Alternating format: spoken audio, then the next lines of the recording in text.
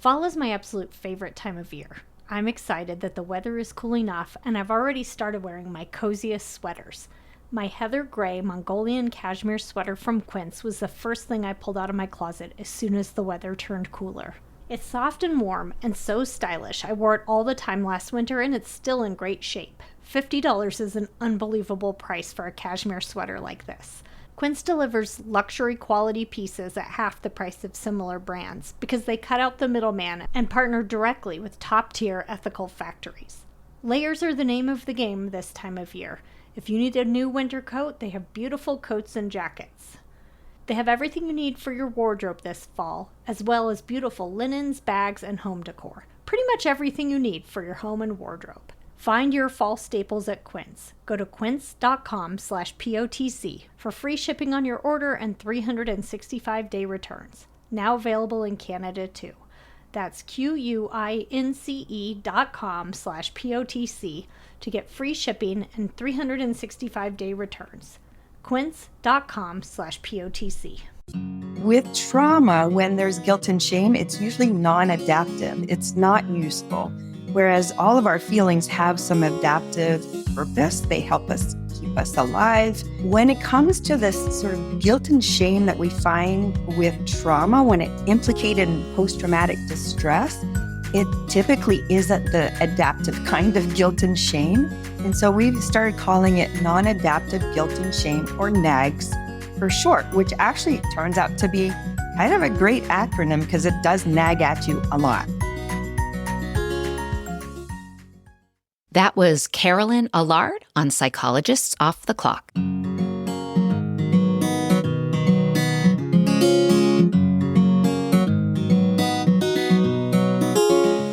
We are 5 experts in psychology here to bring you cutting-edge and science-based ideas to help you flourish in your relationships, work, and health. I'm Dr. Debbie Sorensen, a clinical psychologist practicing in Mile High, Denver, Colorado, author of Act for Burnout and Act Daily Journal.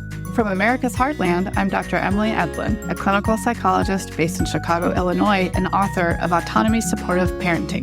Calling in from Vienna, Austria, I'm Michael Herold, ACT coach, confidence trainer, and the author of an upcoming book on developing your confidence and social skills. From Boston, I'm Dr. Yael Schoenbrunn, faculty at Brown University and author of Work, Parent, Thrive and an upcoming book about misunderstanding. And from coastal New England, I'm Dr. Jill Stoddard, author of Be Mighty, The Big Book of Act Metaphors, and Imposter No More. We hope you take what you learn here to build a rich and meaningful life. Thank you for listening to Psychologists Off the Clock. Hey, listeners. You know the podcast is values-based work for us and a labor of love. The podcast industry has been a roller coaster ride, and there are some expenses involved in hosting a podcast. We'd love to keep bringing you great episodes, and we could use your support. Help us keep the podcast going next year and beyond. You can do that 2 ways. You can support us on Patreon. For just $5 a month on Patreon, you'll be able to listen to the podcast ad-free. Or show us your love by making a one-time donation in any amount on Buy Me a Coffee. Think of it as taking a co-host out to coffee to thank us for the podcast. You can link to our Patreon and Buy Me a Coffee accounts on our website. Thanks for your support. And be sure to stay tuned to the end of the episode for our co-host discussion of today's interview.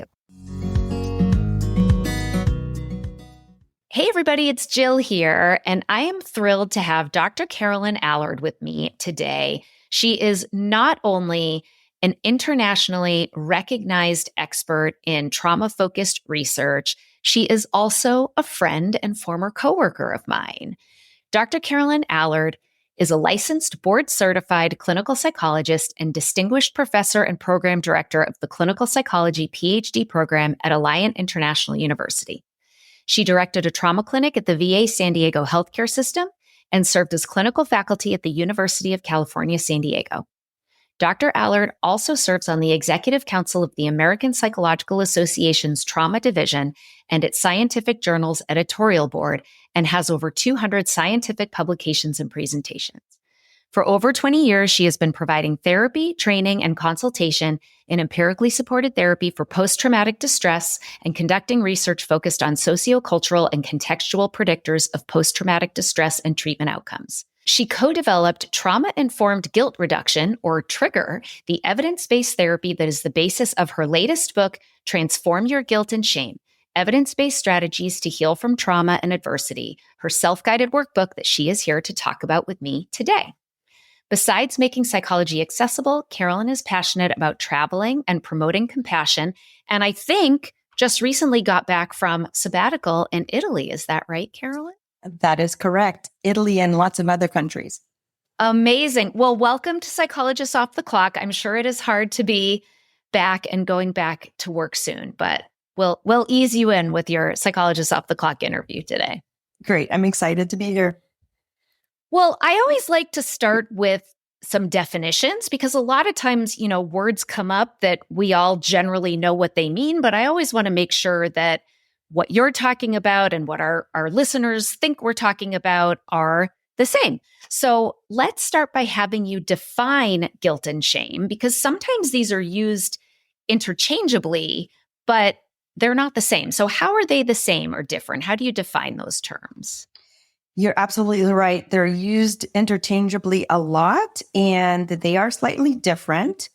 Guilt is a feeling I might have if I think I've done something wrong or done something bad. It's like about a behavior I had.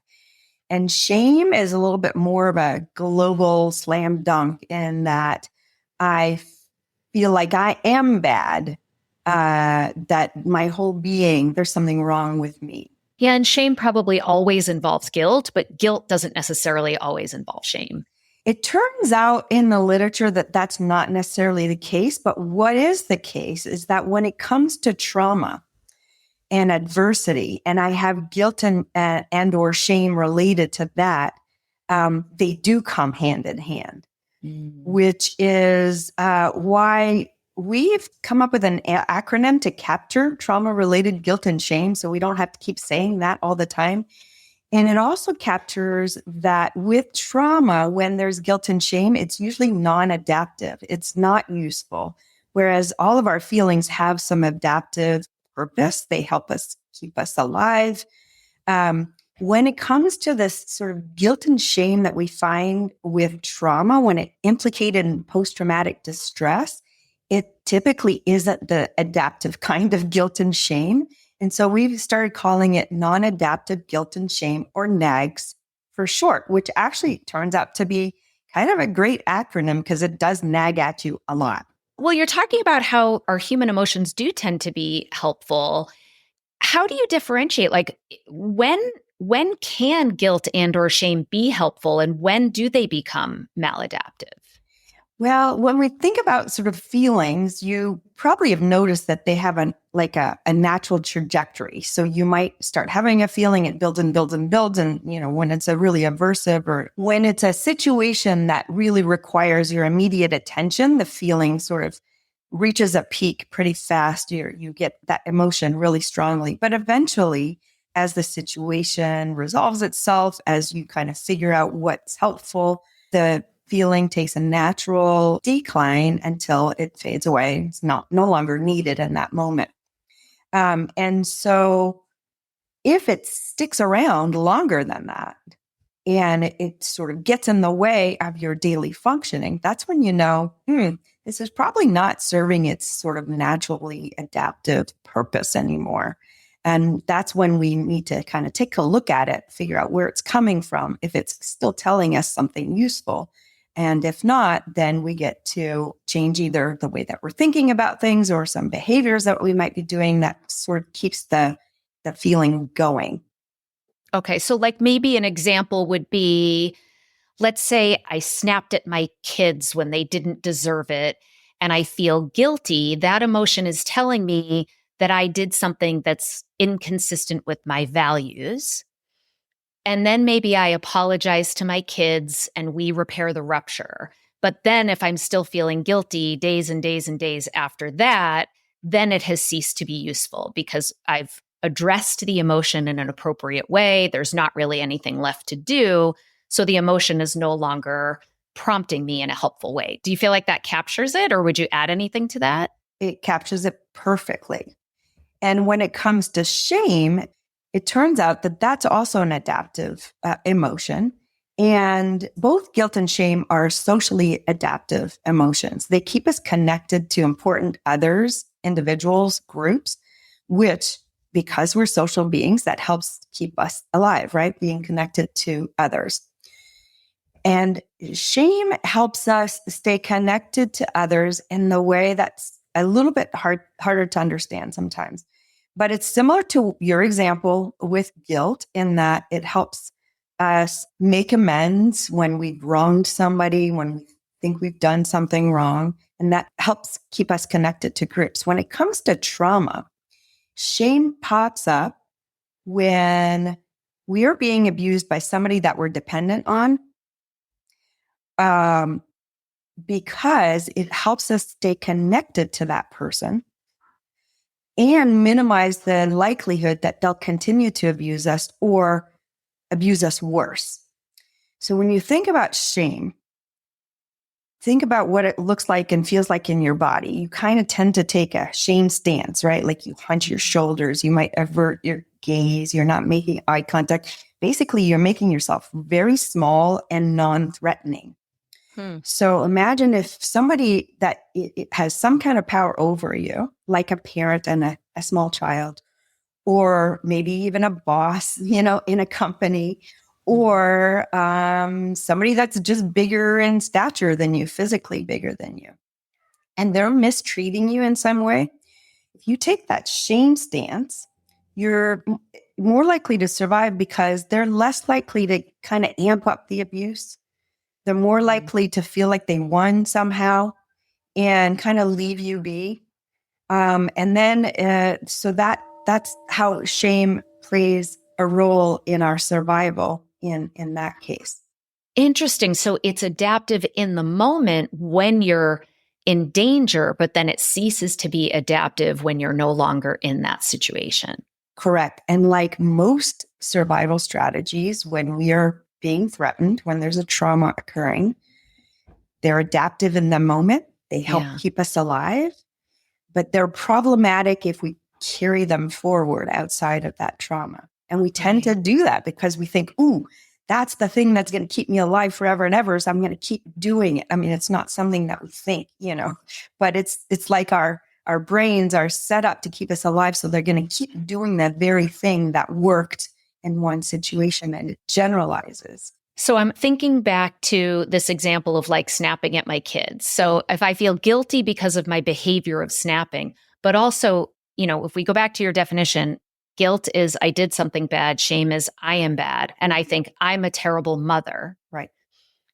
Me making amends addresses that rupture and that bond in the moment. So even though I'm not being threatened, it's less about like danger in a physical way. I'm the bigger person in this example, but I'm still feeling ashamed.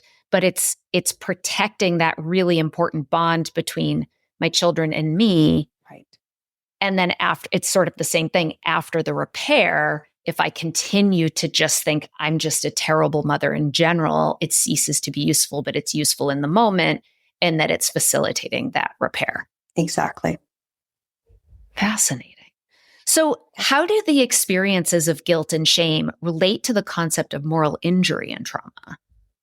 Moral injury is a relatively new term that's been coined, and it specifically captures the type of guilt and shame that might come out of perpetrating or behaving in a way that goes against our morals, or witnessing or being a part of something that violates our morals, society's morals.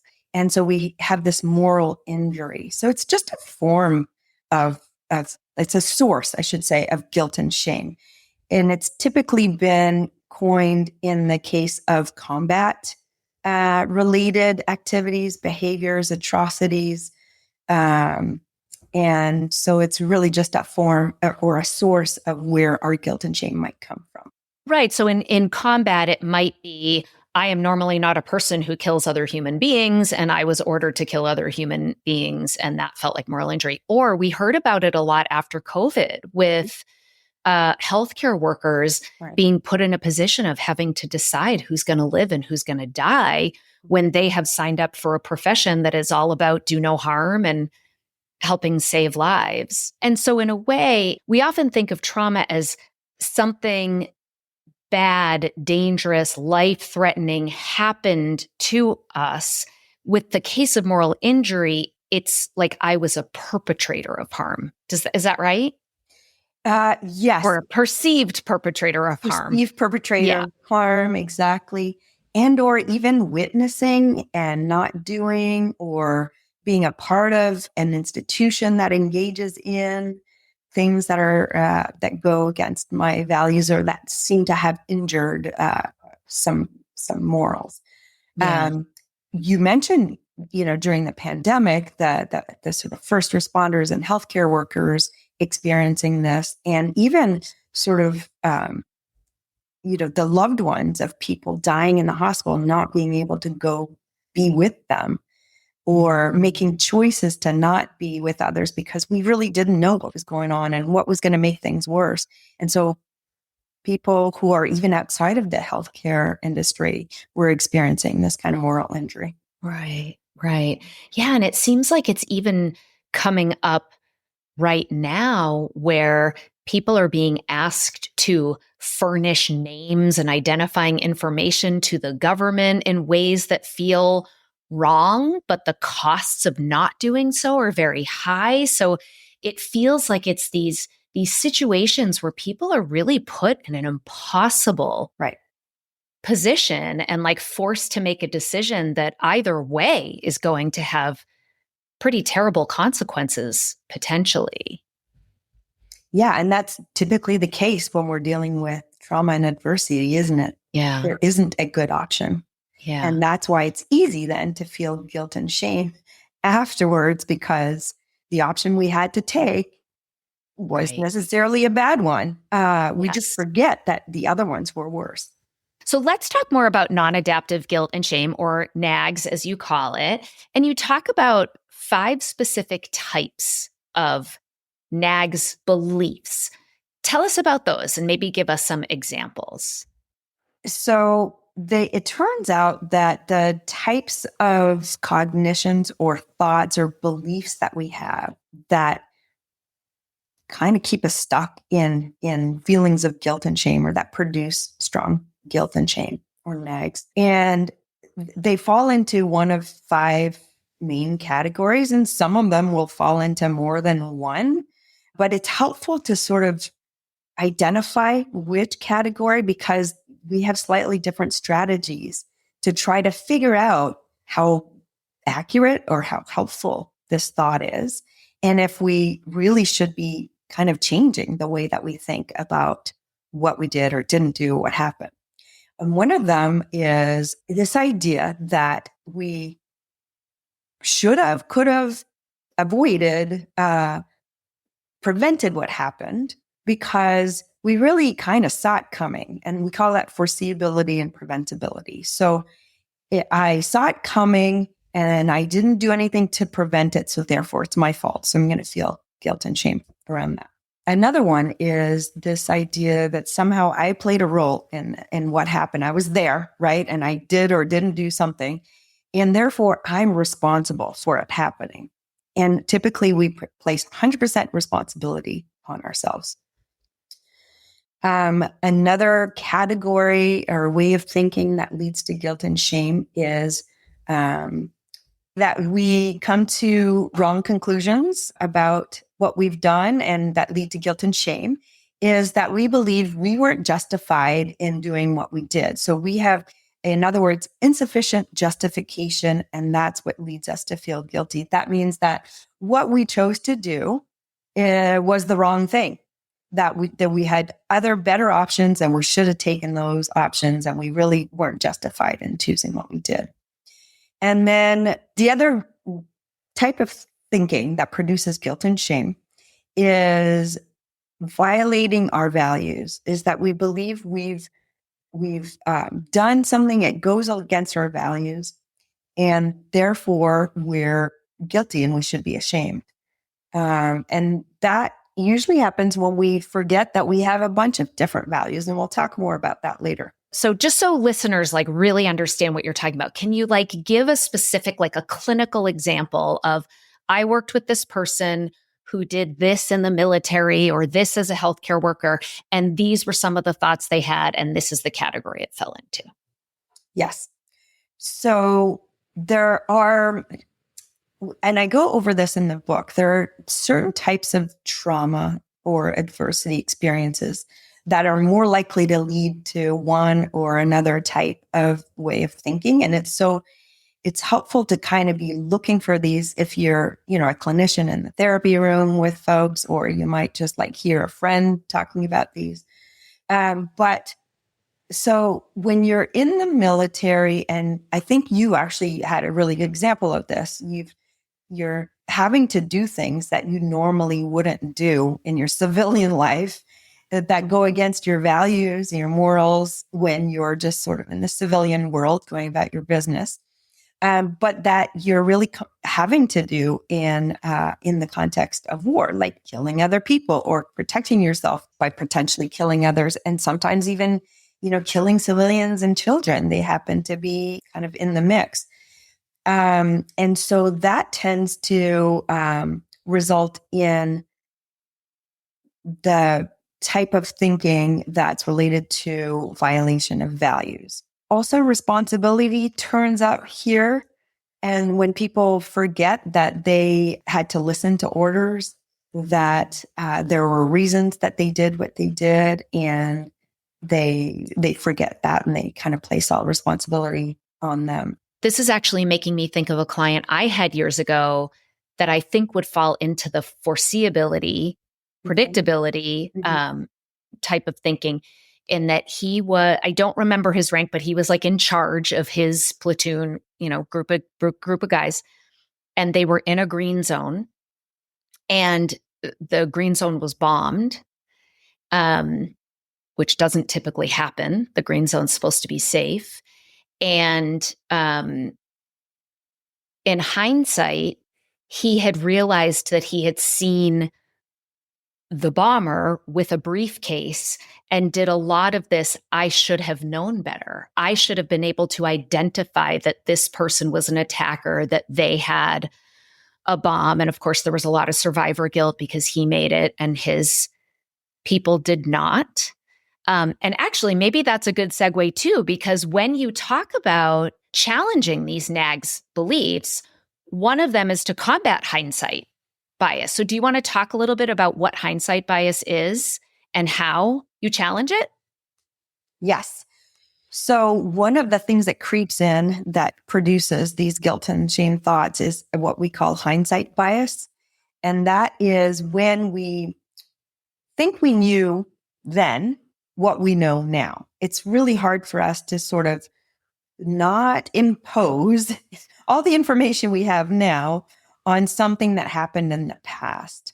And it turns out, like playing Monday morning quarterback. Monday morning quarterback. Yeah. And at the, Monday morning around the water cooler, we all know, who was going to win. We were convinced of it. And it turns out we weren't. We didn't know, because if we had known, we would have bet the whole house on the game, right? And so it turns out that's like a human condition. Most people, if not all people, like around the world, have this sort of experience, this phenomenon. And it occurs when we think back about what we might have done or didn't do, or when it comes to a trauma. So it's easy for us to say we shoulda, coulda, woulda, something different, based on the information that we have now, which is that something terrible happened, right? Yeah. Like I knew XYZ was going to happen, and I, should have done ABC. Right. Like sometimes there's almost even a little magical thinking involved. Like I'm thinking of an example where, let's say I'm driving a car and we get into a car accident and the people in the car die, but I survive. And I happen to take a different route that day than I normally take. And then I say, see, I should have taken the route I always take. This is my fault because I took this other route, and that's where this accident happened. And that's hindsight bias, right? You like made a good decision in the moment. Maybe you knew you were going to avoid traffic. Maybe you knew there was construction with that other route. And so you make the best decision in the moment with the information you have, but then hold yourself to this other standard, the woulda, shoulda, coulda, based on information you now know, but that you didn't know at the time. Exactly. And Right. turns out we do that a lot. And so that Yeah. would be an example of foreseeability and preventability, kind of, like you said, magical thinking, wrong thinking, and justification, insufficient justification. Because we also, what we do is we forget the reasons why we did the things we did or didn't do the things we did. And hindsight bias definitely plays a role in that we think we knew some stuff that we really didn't know. So how do you challenge that when you spot it, when you spot it in the therapy room and you're like, oh, that is classic hindsight bias. Mm-hmm. How do you help people recognize that that's what they're doing? A lot of psychoeducation. So a lot of the information that actually all of the information we're talking about now is something that we teach in the clinical room with clients if we're doing trigger, and that the book Transform Your Guilt and Shame presents to the reader, so that folks can kind of learn themselves sort of like what normally happens in our brain, right?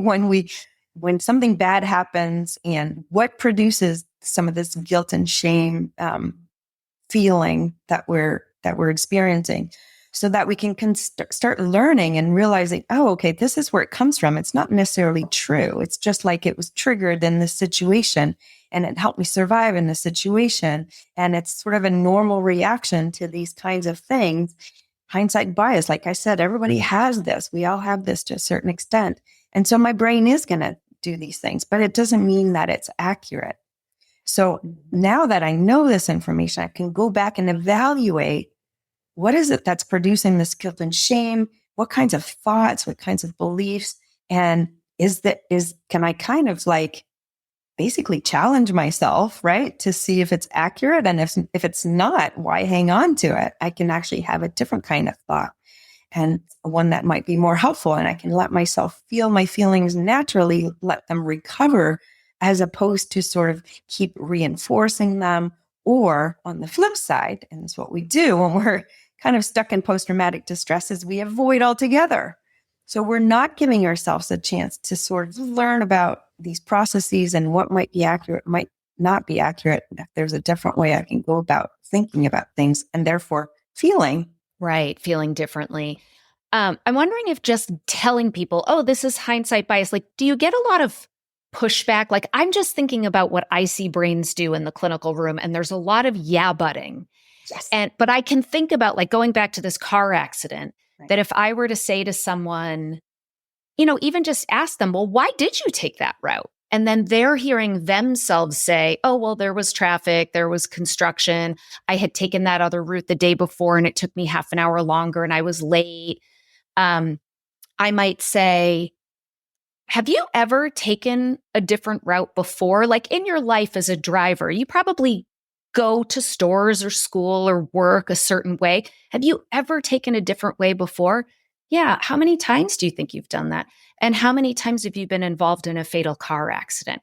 So is that part of the work you do, is like helping them kind of arrive at these conclusions so that they're not in this place of like, you just don't understand. This really was my fault. I should have known better. Does that make sense? Absolutely. In Trigger and in the self-help book, Transform Your Guilt and Shame, nowhere does it say, try and convince the person because they Tell will them they're not. wrong. Right. Like, I don't know about you, but if somebody's trying to tell me something, I'm going to resist. I'm going to put my heel down. If they're trying to convince me of something I'm not ready to listen to, I'm going to dig my heels in and I'm going to convince myself even more that I'm right. Right. So like, that's not helpful. So you're right. It's about sort of teaching folks how the brain works, how guilt and shame is so much implicated in post-traumatic distress. So here's what we know from science, basically. We just kind of present it from them, right? To them. Guilt and shame is almost always present when you have post-traumatic distress. It's immediately present because if something traumatic is happening, something dangerous, threatening is happening, you're going to feel guilt and shame almost immediately after. And because remember, feelings are adaptive. This is adaptive because it helps us go, wait, did I do something that might have made things worse? Is there something I could do differently next time to prevent it from happening or to make it better faster? So that's all great. Like we get to learn from our experiences because of these emotions. They compelled us, right? Is there something I want to make amends on? I want to make things better.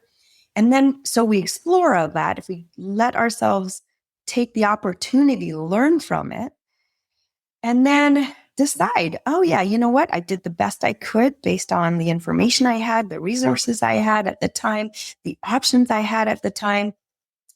And so, no, there's nothing I could do differently, would change next time. Or actually, I did the best I could and I learned something new that wasn't the best thing to do. So next time, I might try to do something else if I have the opportunity to, if I have the resources to.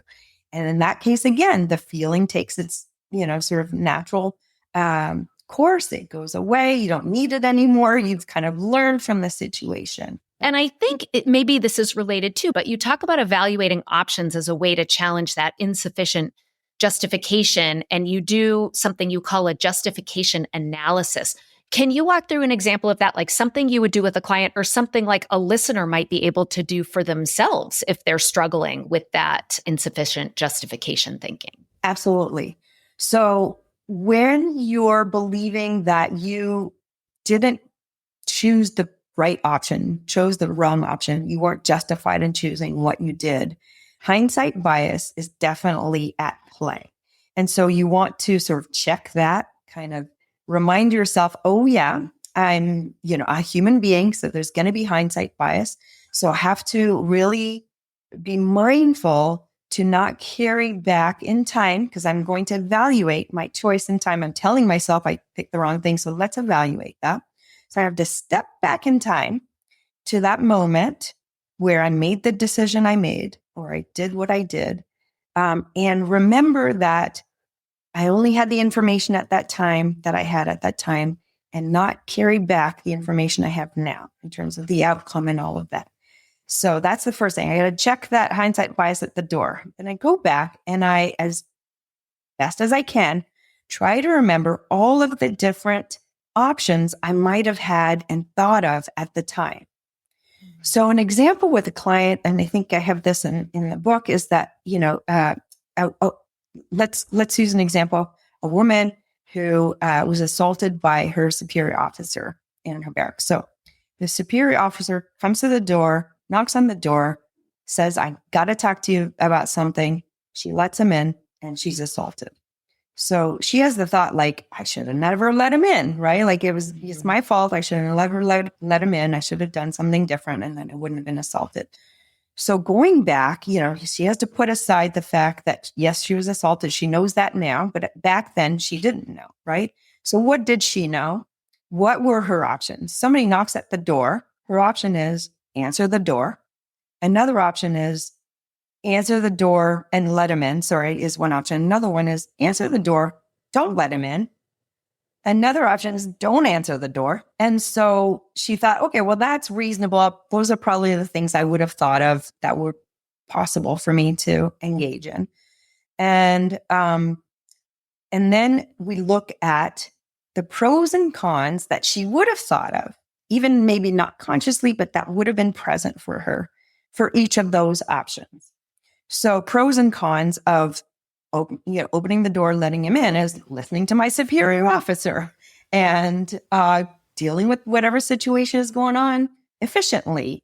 And maybe a con that she would have thought was actually, and this is very common, folks do inject some hindsight bias. And a con might be, well, I risk the chance of getting assaulted.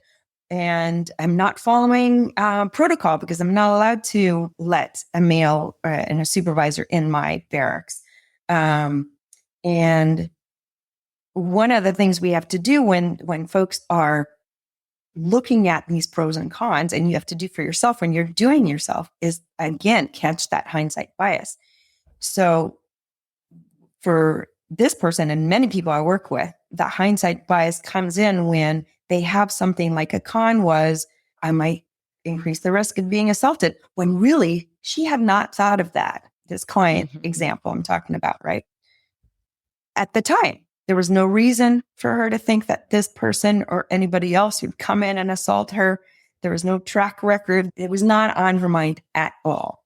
Right. And so we have to kind of take that out of this analysis of what was I thinking? What were my options?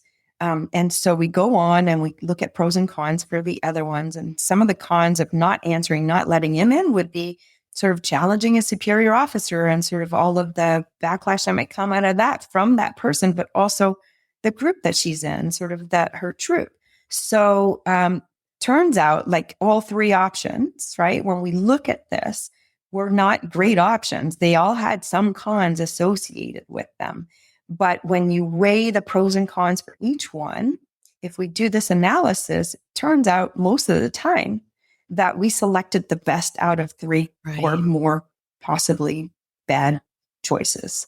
Right. And really like digging into the nitty gritty of all those things helps that person go, oh, right. Of course, that's the decision I made. Or at least you hope that that's where they arrive. Well, yes. And that coming back to your question about, is this sort of a process of trying to convince somebody, right, that they're wrong in their thinking or that they're not guilty? And it's not at all. It's really exploring, helping them explore for themselves what's accurate in their thinking, what's not accurate. And they get to keep what's accurate and what's helpful. And they get to kind of leave what's not accurate, what's not helpful.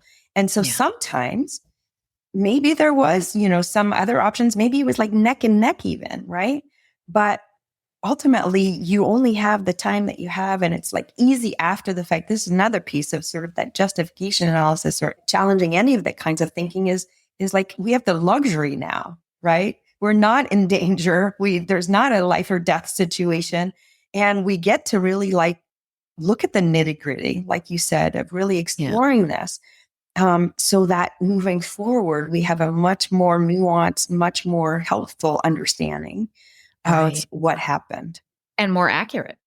One of the concepts I found to be particularly powerful that you talk about in the book is the difference between accountability and responsibility. Can you talk about those and how they relate to trauma and guilt and shame? Yes. So often we're put in a position where we're going to be held accountable for something, for things happening, right? So examples, parents, right? We're going to be held accountable for our children's behavior, whether we have full control of it or not. We know as parents that we don't, right? Bosses, superior officers, employers, they're often held accountable for the folks working for them, for the folks under them. Even though, again, they don't have complete control over them. And so an example of this that really brings it home and often is helpful for like readers or clients to be sort of thinking about, kind of take it away from yourself for a moment, right? Like if you're given this amazing job, it's like 6 figures and it comes with great benefits, and your main task is to make sure that all employees come to work on time, don't come late, and leave on time, right? That's your only task. Sounds easy, right? Like you do that and you'll get super bonuses, and you'll get promoted. Well, how possible is that? How realistic is that? That you have that power to make sure everybody comes on time and leaves on time, right? It's not possible because you're not the only one that's responsible for this happening. There's, depending on how many people work for you, at least one other person, right, who has a whole set of factors involved in whether they come on time or leave on time. And so just because you're accountable for something doesn't mean you're responsible. If somebody comes late, is it your fault? Did you have control over that? Did you have power over that? The other helpful example is looking at how our legal system looks at, categorizes murder, manslaughter, accident, right? Murder, I have intention, I have responsibility, I did something, right? But I had the intention to cause harm, to cause whatever it is, right? That happened. Manslaughter, I'm responsible. I did something, but I don't have the intention, at least not initially, right? And then accident, again, I had the responsibility. I might have been behind the wheel, right? Like I played a role, but there was no intention either beforehand or in the moment. And so by separating and looking at sort of how we define accountability and responsibility, because we tend to use responsibility for all sorts of things, including, I had the intention, I had the control, I had the power, when really it's just playing a role in something. So it's really, again, helpful to look at the nuanced differences between all of these things and really is it that we're telling ourselves and what is it that is accurate? Yeah. One of the things this made me think of when I was reading it, it's like making me get a little choked up to remember it is, for any therapist who has lost a client to suicide, that made me think a lot about accountability and responsibility. And that is something that can feel incredibly traumatic and lead to a lot of guilt and shame when there is that sort of overinflated sense of responsibility that I think so many of us as therapists have. We do tend to sort of place that on ourselves depending on the roles that we have and relationships we have with others and society and the community we might be in and sort of culture, might even like reinforce that. Like there's some assumptions that some people are responsible for other people. Right. So they kind of reinforce that way of thinking. So wanted to say that because sometimes when you tell people, okay, well, the way that you're thinking, might not be 100% accurate because this is how our brains work. It's helpful to kind of understand why, why is it that I might be thinking that? Because, our society, our communities really kind of reinforce this, as in the case of like a sexual abuse. We tend to blame the victim. Yeah. Right. Social media does it. The news does it. The legal systems do it. Right. And part of the reason for that, again, it's not necessarily for malintent. It's really, we like to feel like we have a sense of control, a sense of power over our destiny, right? Mm-hmm. And we don't want to feel like, we could be assaulted any minute, especially as women, right? Like the sexual assault victims tend to be women. And so we want to have a sense of security by identifying the reasons that we won't get assaulted. Right. So if you were wearing a short skirt and drinking alcohol and I don't do those things, then I'll be safe. Bingo. Yeah. Bingo. Well, and it also, back to the therapist example, it also makes me think, we are all scared to death of lawsuits, that, the family of the person who died by suicide is going to sue us, and the stories out there, that happens or that they win, then, of course, that reinforces that idea. Absolutely. That we are solely responsible for this terrible thing that has happened. Do you want to talk a little more about the relationship between the wrongdoing thoughts and intention? Yes. So we feel guilty and shame, obviously, if we believe we did something wrong. And what we need to pay attention to is our intention. What did we intend to happen? And what we did to make it happen or not make it happen. And what was the context of it?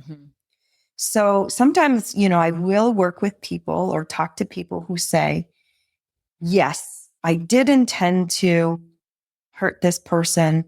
And I did intend to do the behavior that ended up hurting this person. And so therefore, I should feel guilty and ashamed for the rest of my life in perpetuity.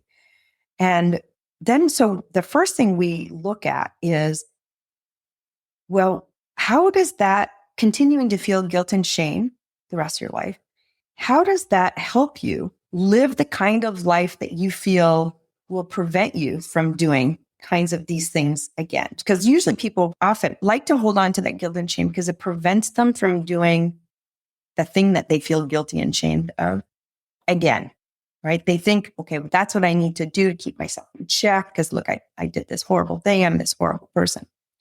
So even if they did, so sometimes we talked about, sort of trying to convince people, well, you're not guilty, whatever. We don't know until we know, right? Like we look at all these things, check the hindsight bias, we look at the options they had, we look at their responsibility, who else is responsible. And sometimes it's like, yeah, I intended to do this thing and I intended to do the behavior that caused this thing and therefore I'm bad, right? So first thing we need to look at is how is holding on to the guilt and shame serving you and keeping you from doing what you think was so horrible that you never want to do again.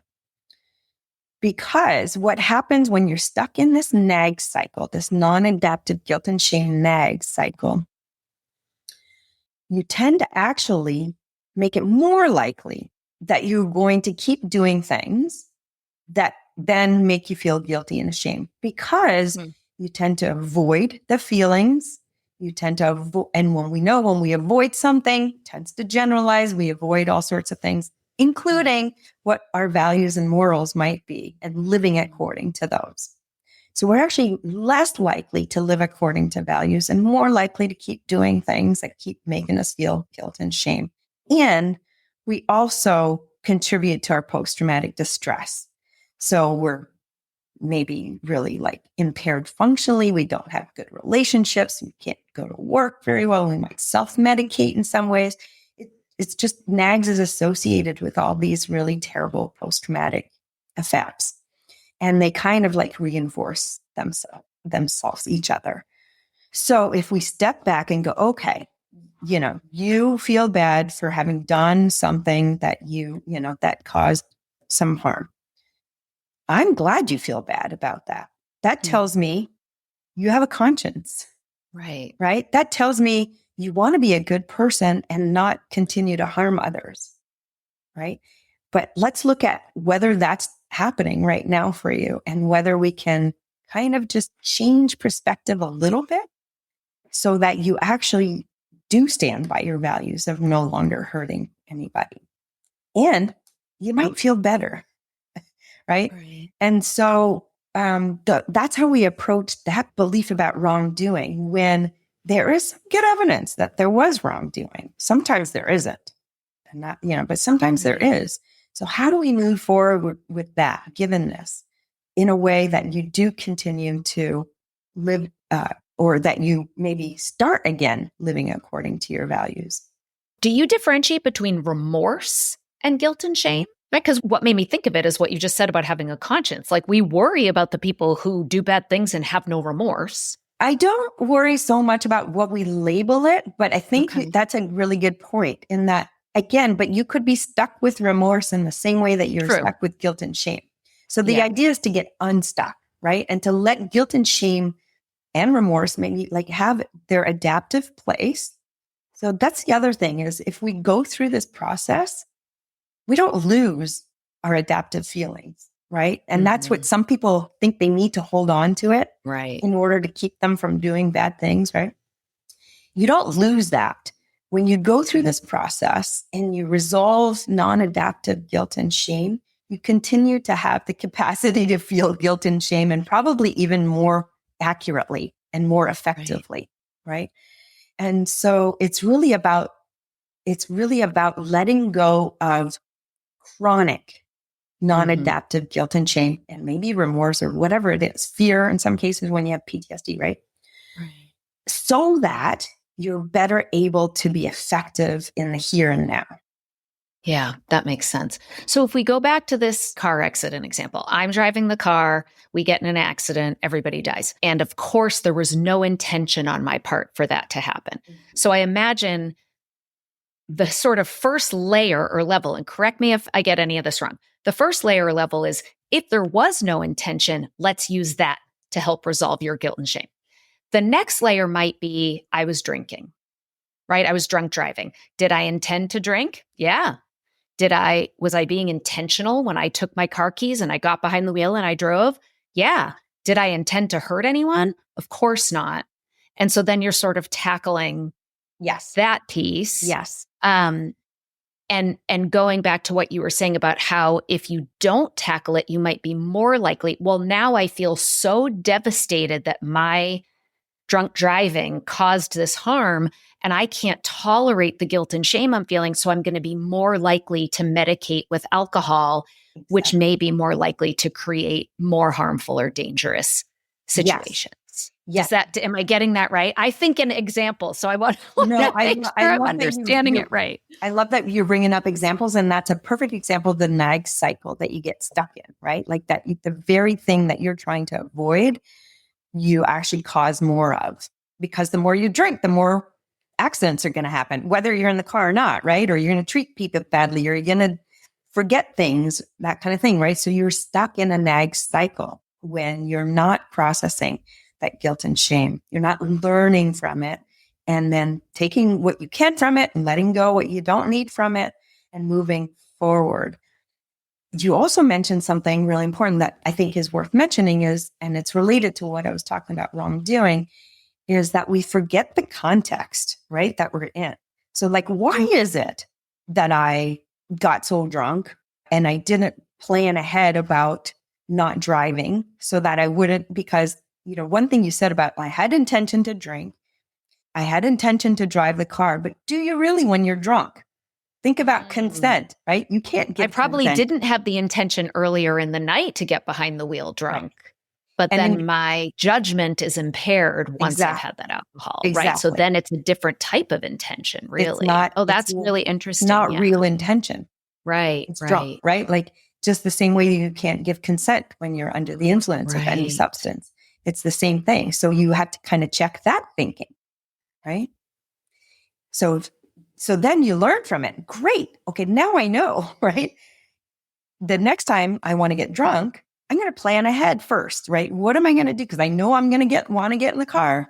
I know I'm going to convince myself I'm fine. I'm going to convince everybody else.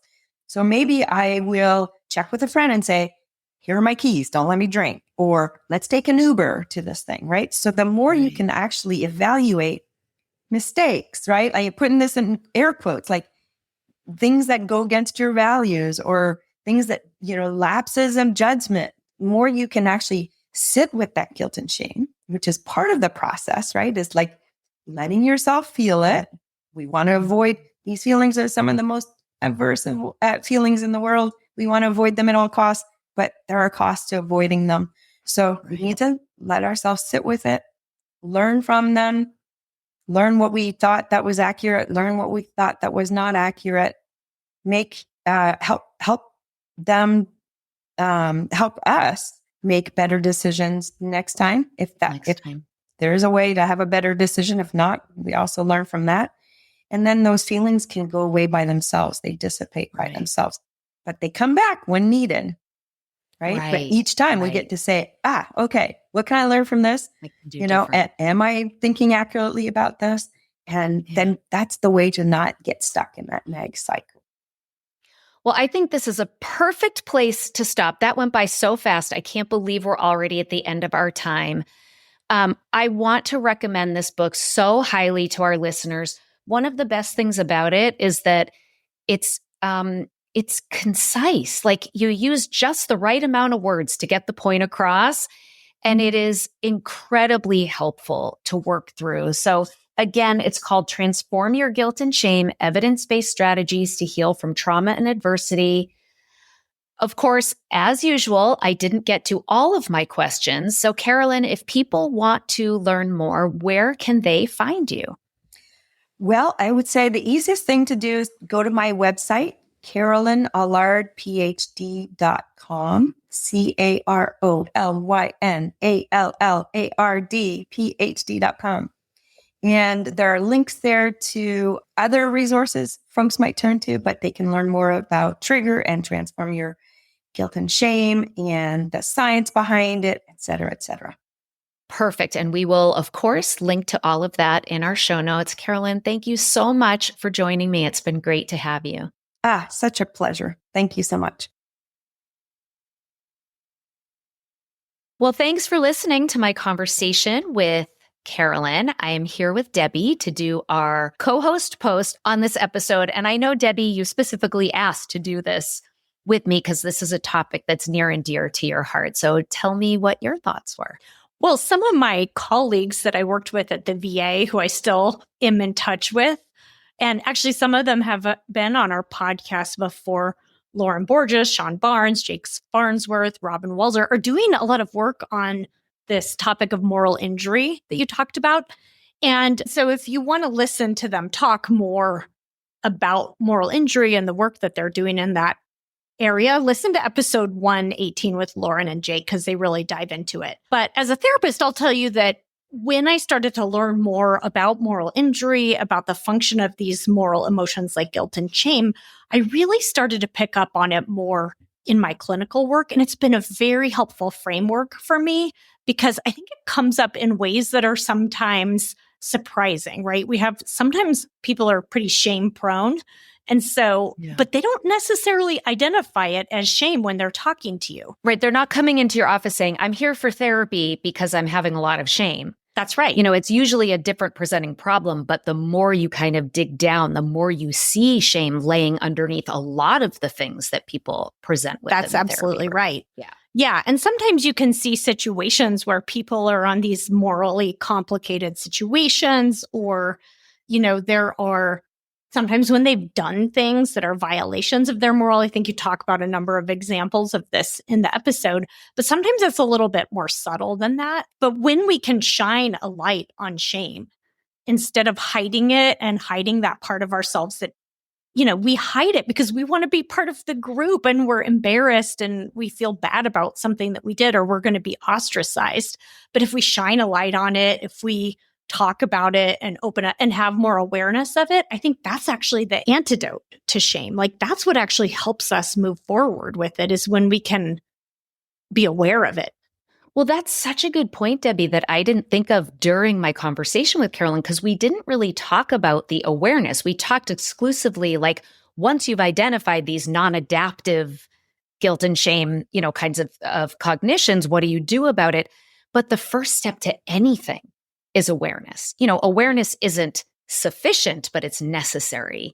And, I think oftentimes we're feeling shame and we don't even know we're feeling shame, even in small ways. Like I'll give you an example that's like kind of silly, but it's really apt here, which is when my husband and I first got together, he pointed out to me that I'm not good at apologizing. And at first I actually got defensive and was kind of like, how dare you? And then I thought about it and was like, oh my God, he's totally right. And when I really got introspective, I realized I was like, why is that hard for me? Because when I think about my values, of course, I'm a person who wants to take responsibility and say, sorry, what is getting in the way of me doing that? And I was like, oh my God, it's shame. Yeah. I know I started to pay attention when I say sorry, what shows up for me. And it was immediate. It was shame. And it was so surprising because I was a psychologist. This wasn't that long ago. And I truly had no idea. And I think it is the emotion that we work the hardest to avoid feeling. And Carolyn gave some really great strategies for how to manage, especially in the context of trauma. But even, I think what you're saying is first and foremost, we need to be aware and kind of learn how to open up and allow there to be some space for that, so that we can then figure out how we want to move forward in a more values-driven way. That's right, because I think often we vilify shame and guilt, even though they're there for a reason and they're very important. I mean, can you imagine a world in which no one had guilt or shame? That would not be a world that I want to live in, because we would see all kinds of shameless behavior and no one would think twice about it. It'd be anarchy. It would be everybody out for themselves and, no moral compass. And so I think that just when we can take that point of view, it's like, okay, yes, we have this for a reason. It's actually an important thing to be feeling. And instead of trying to avoid it or go out of our way to hide it from people or get into the, when you're guilty and you do all these behaviors to try to stop feeling guilty, that's, this is a very act way to look at it. That's when we get into a real problem there. Thanks, everybody, for sticking with us to the end, and we will see you next time.